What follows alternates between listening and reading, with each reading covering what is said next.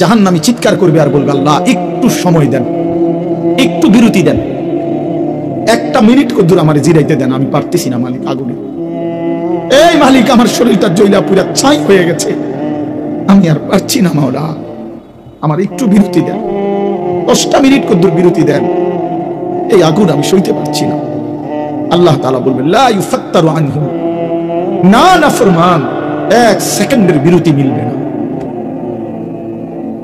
অহুম ফীহি মুবলিসুন, আল্লাহ বলে জাহান্নামী চিরদিন অনন্তকাল মলিন চেহারা, বিমর্ষ চেহারা নিয়ে পড়ে থাকবে, কোনদিন তার মুখে হাসি ফুটবে না। ফেরেশতারা জাহান্নামকে 70,000 আগুনের শেকল দিয়ে টেনে হাসরের ময়দানে উপস্থিত করবে। মানুষগুলো সচক্ষে জাহান্নামকে দেখবে। জাহান্নাম একটা বিকট তার আগুনের গর্জন, তীব্র আগুনের যখন একটা গর্জন উঠবে, আল্লাহর কসম নবী বলছে, পুরা হাসরবাসী তখন চিৎকার দিয়া বলবে, ইয়া রব্বি নাফসি নাফসি, আয় মাওলা আমাকে বাঁচান, আমাকে বাঁচান। এই প্রথম হাসরবাসী কথা বলবে, তাফসীরে আছে, হাদিসে, মানে প্রথম চুপচাপ দাঁড়ায় থাকবে, কিন্তু জাহান্নামকে যখন দেখবে, জাহান্নামের চিৎকার যখন শুনবে, তখন পুরা হাসরের ময়দানে চিৎকার উঠবে, ইয়া রব্বি নাফসি নাফসি, আল্লাহ আমাকে বাঁচান। নবী সাল্লাল্লাহু আলাইহি ওয়াসাল্লাম বলেন, আল্লাহ তাআলা ফেরেশতারা যেন দেখাই দিবে ইব্রাহিম আলাইহিস সালামকে, ওই যে আপনার ছেলে ইসমাঈল, তার ব্যাপারে কিছু বলবেন। ইব্রাহিম আলাইহিস সালাম বলবেন, ইয়া রব্বি নাফসি নাফসি, এই মাওলা আমাকে বাঁচান, আমাকে। ওই বিষয়টাও দেখুন। ইয়াকুব আলাইহিস সালাম, ওনার ছেলে ইউসুফ আলাইহিস সালাম, এটা সেই ছেলে 40টা বছর দুনিয়াতে যার জন্য উনি কাঁদছিলেন। ফেরেশতারা বলবো, ওই যে ইউসুফকে দেখা যায়, তার ব্যাপারে কিছু বলবেন। ইয়াকুব আলাইহিস সালাম বলবেন, ইয়া রব্বি নাফসি নাফসি, এই মাওলা আমারে বাঁচান, আমার। ওটা বুঝো, অজি আয়াউমাইদিন বিজাহান্নাম, জাহান্নামকে হাসরের ময়দানে আনা হবে। বন্ধু, বিষয়টারে তুমি আমি খামখেয়ালি মনে করো না বাপ, এতগুলো কোরআনের আয়াত মিথ্যা হইতে পারে না। 1.25 লক্ষ নবী রাসূল, আদম থেকে নবী সাল্লাল্লাহু আলাইহি সাল্লাম, সমস্ত আম্বিয়া কেরাম চিল্লায়া উম্মতের দুয়ারে দুয়ারে গিয়ে আখিরাতের কথা বলছে, খবরের হাসরের, এগুলো ভুল হবে কেন, মিথ্যা হবে কেন ভাইয়া? প্রতিদিন যে মানুষগুলো কবরে যায়, তুমি কি দেখো না ভাই, এই মানুষের মৃত্যু, লাশ, কবর তোমার কিছুই মনে করে না?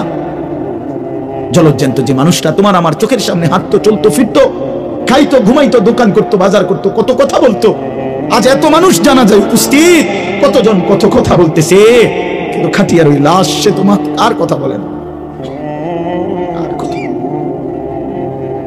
আর কথা বলে না।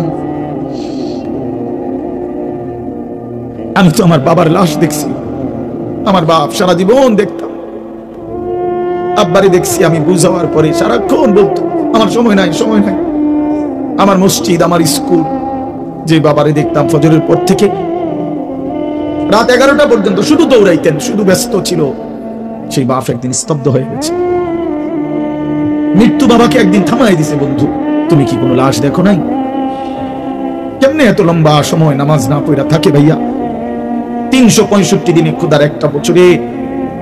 এই যুবক, আমি যদি তোর জন্য কাঁদতে পারতাম, 1 বছর কোনদিন যুবক, কোনদিন ফজরের নামাজ পড়লা না, হায় হায় মুসলমানের বাচ্চা, এত বড় বেঈমান কেমনে হইলা, কেমনে হইলা ভাইয়া? এ কেমন জিন্দেগি ভাই? কোনদিন নামাজ পড়বা না? একজন মুসলমান 30 বছর মিথ্যা বলে, বসেন ভাই, একজন মুসলমান 30 বছর সুদ খায়, ওফো, এটা কেমন ভাইয়া? হ্যাঁ নওজোয়ান, মোবাইল চালাইয়া খুব রঙে আসো, মানুষের বেডি চাও, আর সারা রাত উলঙ্গ নর্তকী দেখো, আর সারাদিন টুঁটো টুঁটো কইরা বন্ধুদের সাথে আড্ডা দিয়া খুব একটা মোসে আসো। অপেক্ষা করো, টাঙ্গাইয়া ফিরবে, অপেক্ষা করো, রঙের গুড্ডি শেষ হয়ে যাবে, একদিন দেখবা তুমি আর যুবক নাই, হয় বৃদ্ধ হয়ে গেছো, নয় কবরে চলে গেছো। অমিনকুম মান ইউতাওয়াফা মিন ক্বাবলু অমিনকুম মান ইউরাদ্দু ইলা আরদালিল উমর। আল্লাহ তাআলা বলেন, অসংখ্য শিশু যখন যৌবনের দিকে আসতে থাকে, আমি আল্লাহ তাআলা এরই মাঝে কাউকে মৃত্যু দিয়ে দেই আর কাউকে বৃদ্ধ বানাই। সব শিশুই কি বুড়ো হয়? কথা বলেন। তাহলে তুমি কেমনে ভাবলা বাবা? অনেক নওজোয়ান মাশাআল্লাহ। হাসান বসরি রাহমাতুল্লাহ আলাইহি একদিন যুবকদেরকে দেখে বলছিলেন, ইয়া মাশারাশ শাবাব, এই যুবকরা শোনো, ইন্না যারআ কাদ তুদরিকুহুল আহাতু ক্বাবলা আন ইয়াবলুগা। তিনি বলেন, শোনো, বহু গাছ, বহু ফুল, বহু ফসল পরিপক্ক হওয়ার আগেই ঝরে যায়। ঝরে যায় না? এই আম গাছে যতগুলো মুকুল ধরে, যদি এতগুলো আম হইতো সবটা, কি পরিমাণ আম হইতো। কিন্তু সব মুকুল কি আম হয়? ঝরে যায় কিনা? এই জন্য যুবক ভাই আমার, ওই চাচা বুড়া হয়েছে দেখে তুমি বুড়া হইবা তার কোনো নিশ্চয়তা না ভাইয়া, কোনো নিশ্চয়তা। যুবক ভাই, নামাজ পড়েন। রাসূলুল্লাহ সাল্লাল্লাহু আলাইহি ওয়াসাল্লামের আখিরি ওসিয়ত নামাজ। জিবরাইল আর আজরাইলকে সামনে রাইখা নবী আম্মা জান আয়েশাকে, নিজের স্ত্রীকে বলছে, আয়েশা আমি যাই আমার মালিকের কাছে, যাওয়ার আগে তোমার শেষবারের মতো বলে গেলাম সালাত। আমার উম্মতরে বইল নামাজের দিকে খেয়াল রাখতে, নামাজের দিকে খেয়াল।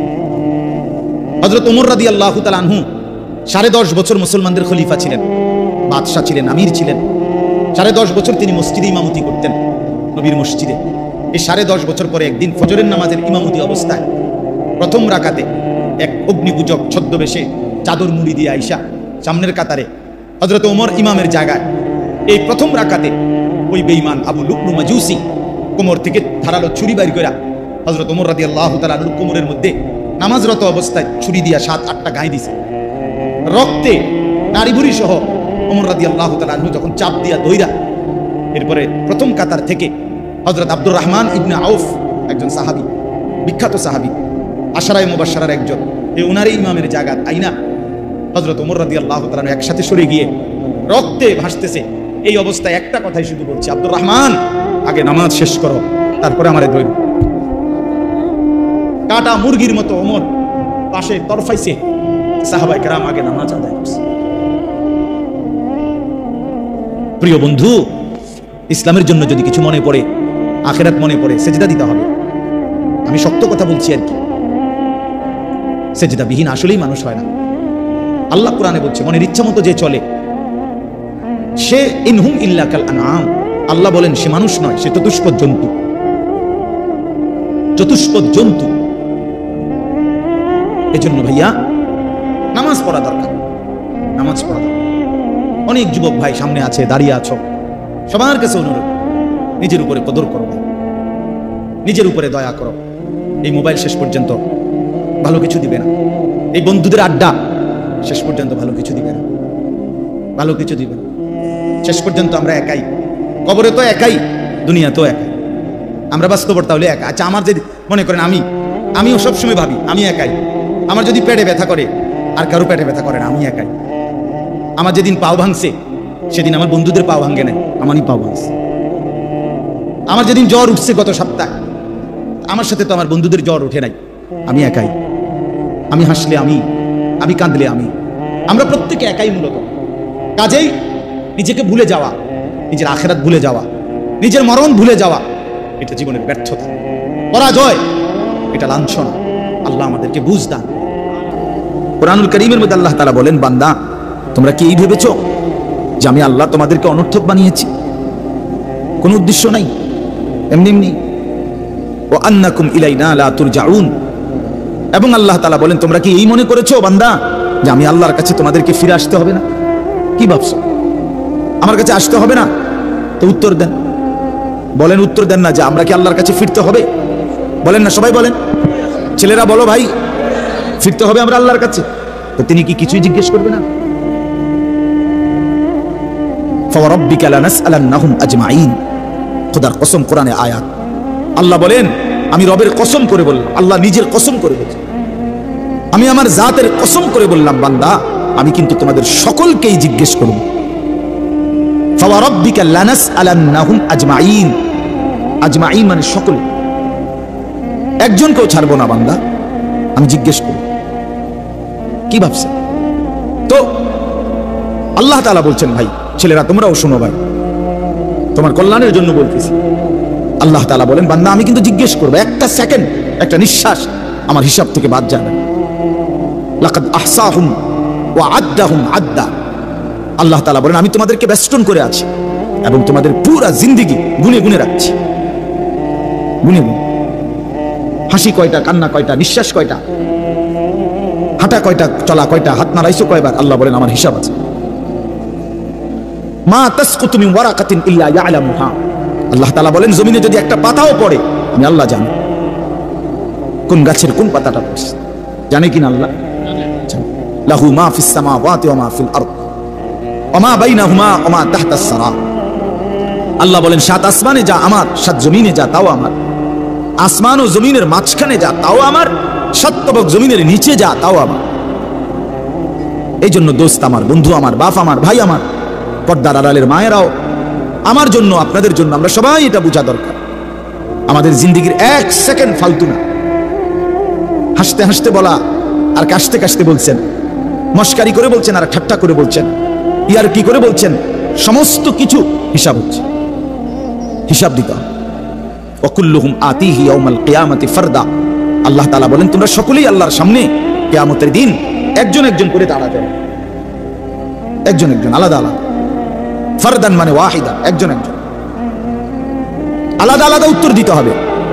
সুম্মা লা তুসআলুন্না ইয়াউমাইদিন আনিন নাঈম।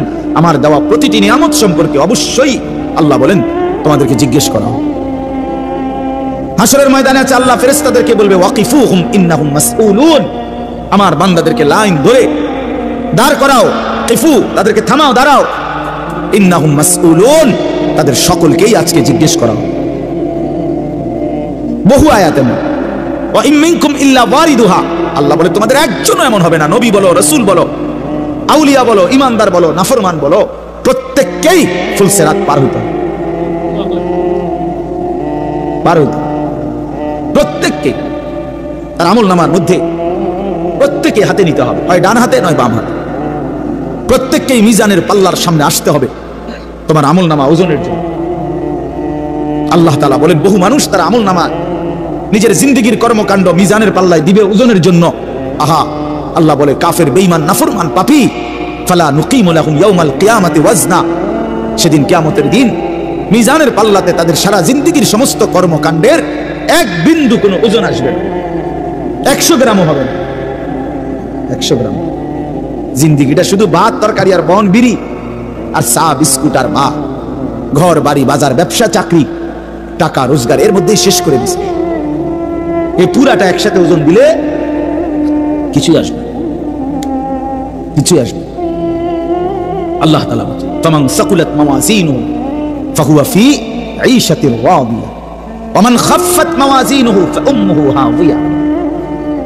যার মিজানের পাল্লায় আমল ভারী হবে সে অনন্তকালের সুখের জান্নাতে বসবাস করবে। যার আমলনামায় মিজানের পাল্লা আমলনামা হালকা হবে তো সে জাহান্নামের নির্মম ভীষণ আগুনের মধ্যে নিক্ষিপ্ত। এই জন্য দোস্ত সবাইরে বলি, শুধু এই এক বেলার ওয়াজ না, আল্লাহর কথা প্রতিদিন মনোযোগ দিয়ে শোনা উচিত। জুমার বয়ান দিল দিয়া শুনবেন, কেন ঘুমাইবেন, কেন জুরাইবেন, কেন দুষ্টুমি করবেন? আল্লাহর কথার সামনে কোরআন শরীফে আছে, সরাসরি আছে। আল্লাহ বলেন আমার কথা যার সামনে বলা হলো অথচ সে তার প্রতি মনোযোগী দিয়ে হলো না, আমান আযলামু মিম্মান যুক্কিরা বিআয়াতি রাব্বি ফাআরাযা সুম্মা আ'রাযা আনহা। আল্লাহ বলেন আমার কথা যার সামনে পেশ করা হলো অথচ সে তার থেকে বিমুখ, মনোযোগ দিল না, আল্লাহর কসম আল্লাহ বলছে তার চাইতে বড় জালেম আর কেউ নেই। ওটা নিকৃষ্ট জালেম, ওটা সীমা লঙ্ঘনকারী বেয়াদব, যার সামনে আমার কথা বলা হচ্ছে অথচ সে আমার কথার প্রতি মনোযোগী না। কার সাথে গাদ্দারি করছিস ভাই?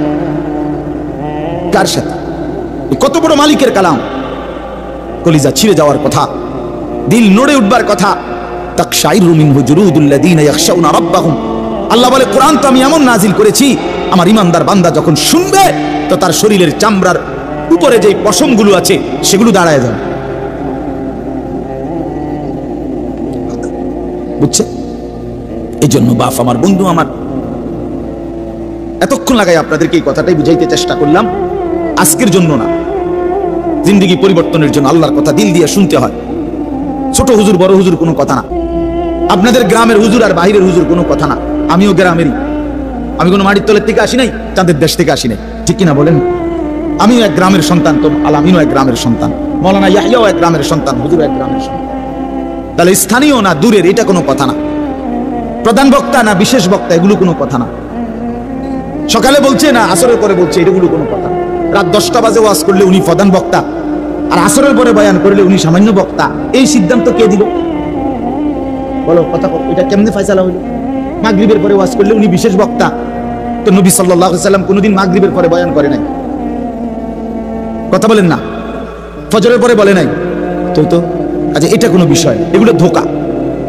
এই প্রধান বক্তা, বিশেষ বক্তা, অল্প বক্তা, সামান্য বক্তা, সাংঘাতিক বক্তা, ভয়ঙ্কর বক্তা, সিরিয়াস বক্তা, উড়াদুরা বক্তা, এগুলো ধোঁকা। বরং আল্লাহর কথা যিনি বলেন, যখনই বলেন, তিনিই দামি। আপনার এলাকার হুজুর বললেও দামি, দূরের হুজুর বললেও কি, আপনার মসজিদের ইমাম বললেও দামি, অন্য মসজিদের হুজুর বললেও দামি। এই জন্য এটা গুরুত্বপূর্ণ। এটা যদি আপনি দিলে বসান, তাহলে মাখলুক থেকে নজর সরবে। ব্যক্তির মোহর কোনো বিষয় না, জনপ্রিয়তা কোনো বিষয় না, আল্লাহর ইচ্ছা। আল্লাহ কখনো কাউকে 1000 মানুষের জন্য কবুল করে, কেউ 100 জনের সামনে বলে, কেউ একজনের সামনে বলে, এতে কোনো অসুবিধা নেই। কথা বলেন না কেন? কোনো অসুবিধা নেই। আমার জিন্দিগির 20 বছর, তো আমরাও তো একসময় 10 জন 5 জন মানুষের সামনে কথা বলছি, তো কি হয়েছে এতে? কি হয়েছে কি? এই জন্য ভাই বাবা, প্রত্যেকের দিল থেকে মাখলুকের খেয়াল সরাবেন যে আমার আল্লাহর কথা হচ্ছে। কে বলতেছে হাবশি গোলাম না কালো গোলাম, এটা দেখার বিষয় না। আমার মালিকের কালাম। কার কালাম? আমার আল্লাহর কথা, আমার রসুলের কথা। এরপরে আর কি? এরপরে আর কি? এই জন্য ইনশাআল্লাহ উলামায়ে কেরামের কথাগুলো সব সময় মনোযোগ দিয়ে শুনলে ভাই বরকত হবে। ধীরে ধীরে বদলাবে, ধীরে ধীরে বদলাবে।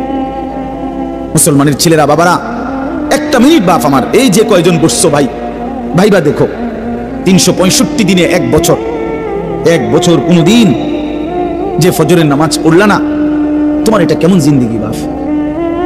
কি পরিমাণ আল্লাহকে ভুলে গেছো? তোমার উপরে খোদার কি পরিমাণ লানত পড়ছে, অভিশাপ করছে। 1 বছরে কোনদিন ফজরের নামাজ পড়লো না। বাবা জীবিত, মা জীবিত, মুসলমান, বাপ মার ঘরে ঘুমায়, অথচ কত বড় জানোয়ার এটা। এটা তো আস্তা জানোয়ার, এটা তো মানুষের বাচ্চা না, এটা তো আস্তা জানোয়ার। এটা তো একটা চতুষ্পদ জানোয়ার ছাড়ার কিচ্ছু না, জন্তু ছাড়ার কিছু না। মুসলমানের বাচ্চা কেমনে এতদিন আল্লাহকে বলে থাকে? আল্লাহ তাআলা বলছেন নবী সাল্লাল্লাহু আলাইহি সাল্লামকে, বন্ধু আপনি আমার বান্দাদেরকে বললেন 90 বছর টানা আমার নাফরমানি করছে, 90 বছর পরেও যদি কোনো দিন বুঝতে পারে, সমস্ত গুনাহ ছেড়ে দিয়ে আর করবে না ওয়াদা দিয়ে, লজ্জিত আর অনুতপ্ত হয়ে যদি 1 ফোঁটা চোখের পানি ফেলে, আমি আল্লাহ ওয়াদা দিলাম 90 বছরের গুনাহ একসাথে মাফ করে দেব। আপনি বললেন আমার বান্দারে, ওই যেন কোনোদিন নিরাশ না হয়, আমি আল্লাহ আছি, আমি মাফ করে দেব। তরে বললেন গুনাহ ছেড়ে দিয়ে আসতে, আরে বললেন তওবা করে আসতে, আরে বললেন আর করবে না ওয়াদা দিতে। মস্কারি করলেও হবে না। আপনি জানেন আপনি গুনাহ এটা ছাড়বেন না, আপনি জানেন আপনি মিথ্যা বলা ছাড়তেছেন না, সুদ ছাড়েন না, বিড়ি ছাড়েন না, হারাম ছাড়তেছেন না, আপনি জানেন আপনি টেলিভিশন দেখা বন্ধ করবেন না, এরপরে আপনি ডুল্লা ডুল্লা কইবেন আস্তাগফিরুল্লাহ। কি আস্তাগফিরুল্লাহ কইলেন? কারে কইলেন? এই মিথ্যাবাদী। আল্লাহ যদি মুখের উপরে বলে এই বাটপার, তুই কারে বললি আস্তাগফিরুল্লাহ? তোর কলিজাটা আমি চিনি না?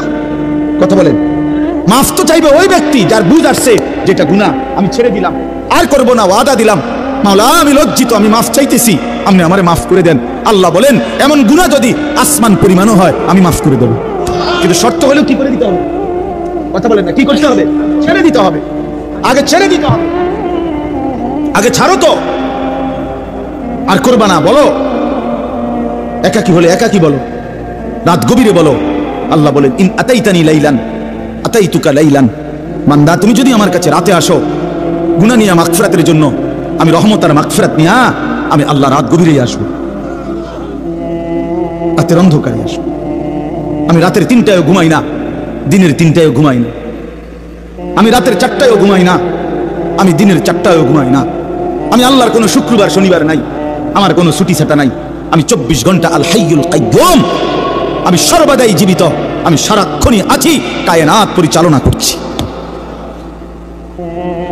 আল্লাহর কোনো বিশ্রাম আছে? আল্লাহর কোনো ক্লান্তি আছে? আল্লাহর কোনো ভুল আছে? আল্লাহর কোনো ছুটে যায় কিছু? তো আল্লাহ আমাদেরকে বুঝ দান করেন। ভাই আমার কথা সহজ সরল কথা, আমি আপনাদের পরিবর্তন চাই। কারো ঠেলাঠেলি ধাক্কা ধাক্কি, কারো খুশাখুশি টোটালি আমার আর পছন্দ না। আমারও হায়াত শেষ, আমারও জিন্দিগি। আল্লাহ তাআলা কোরআনুল কারীমের মধ্যে বলছে, বান্দা বয়স যখন 40 পূর্ণ হয় তারপর থেকে পুরা ফিকির আখিরাত।